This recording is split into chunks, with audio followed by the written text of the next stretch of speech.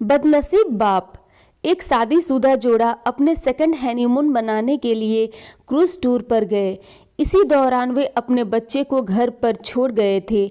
बदनसीबी से खराब और बहुत ही तूफानी मौसम के कारण क्रूज शिप डूबने लगी।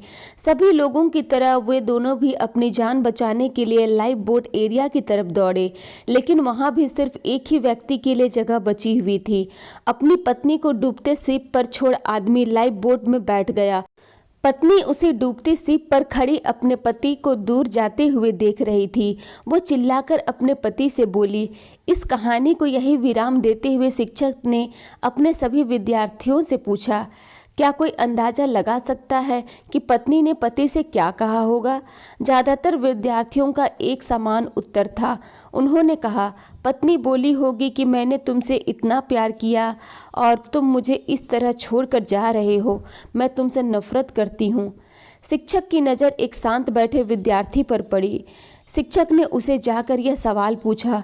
विद्यार्थी बोला, मुझे लगता है कि वह बोली होगी, हमारे बच्चों का ध्यान रखना। शिक्षक को आश्चर्य हुआ। उन्होंने विद्यार्थी से पूछा, क्या तुमने यह कहानी पहले सुनी है? विद्यार्थी ने सर हिलाया और बोला, नहीं, लेकिन बीमारी की वजह से दम तोड़ते हुए मेरी माँ ने यही शब्द आखिरी में मेरे पिता से कहे थे। शिक्षक ने उस विद्यार्थी को सही जवाब देने के लिए शाबाशी दी। कहानी को आगे बढ़ाते हुए शिक्षक ने कहा, क्रूज शिप डूब गई और साथ में पत्नी भी। पति घर वापस लौट आया और उसने अकेले ही अपने बच्चों को पाल पोस कर बड़ा किया। कई सालों बाद उस पति की भी मौत हो गई। एक दिन उसकी बेटी, जो अपनी माँ की मौत की जिम्मेदार मानती थी, अपने पिता के सामान को साफ करते हुए उसे एक डायरी मिली, जिसे पढ़कर उसे सच्चाई का पता लगा। डायरी में लिखा था, जब उसके माँ बाप उस क्रूज शिप पर गए थे तब उन्हें पहले से ही पता था कि उसकी मम्मी को 3rd स्टेज कैंसर है और इसलिए वो दोनों आखिरी बार एक साथ ज़्यादा से ज़्यादा समय बिता सके, इसलिए दोनों अकेले ही उस क्रूज शिप पर गए थे।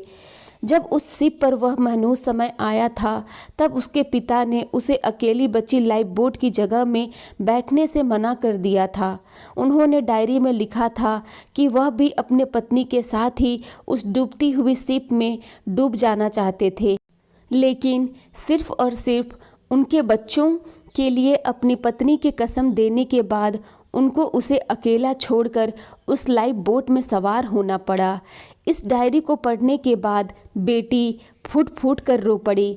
शिक्षक ने यह कहानी यहीं ख़त्म की और पूरा क्लास शांति में डूब गया। यह शांति देख शिक्षक को पता चल ही गया कि वह इस कहानी के जरिए जो सीख अपने विद्यार्थियों तक पहुंचाना चाहते थे, वह पहुंच चुकी थी। इस दुनिया में अच्छे और बुरे हर तरह के लोग हैं, लेकिन कभी कभी परिस्थितियां ऐसे विकट हो जाती हैं कि आप बुरे या अच्छे का फैसला नहीं कर पाते। इसलिए कभी भी हमें कोई भी फैसला लेने में जल्दबाजी नहीं करनी चाहिए। सिर्फ बाहरी चीज़ों को जान लेने से किया गया फैसला कभी भी सही नहीं हो सकता। बिना किसी जांच पड़ताल के और बिना किसी दूसरों का पॉइंट ऑफ व्यू समझे फैसला करना छोड़ दीजिए। वह जो होटल में आपके खाने का बिल भरते हैं, इसलिए नहीं क्योंकि उन्हें अपने पैसों का घमंड है, बल्कि इसलिए कि वह आपको पैसों से ज़्यादा अहमियत देते हैं। वह जो हमेशा आपकी मदद करने के लिए तैयार रहते हैं, इसलिए नहीं क्योंकि उन्हें आपसे कुछ चाहिए, बल्कि इसलिए क्योंकि वह आप में एक अच्छा दोस्त देखते हैं। वह जो आपको हमेशा मैसेजेस करते हैं, इसलिए नहीं क्योंकि उनके पास करने के लिए कुछ और नहीं है, बल्कि इसलिए क्योंकि वह आपको बहुत याद करते हैं।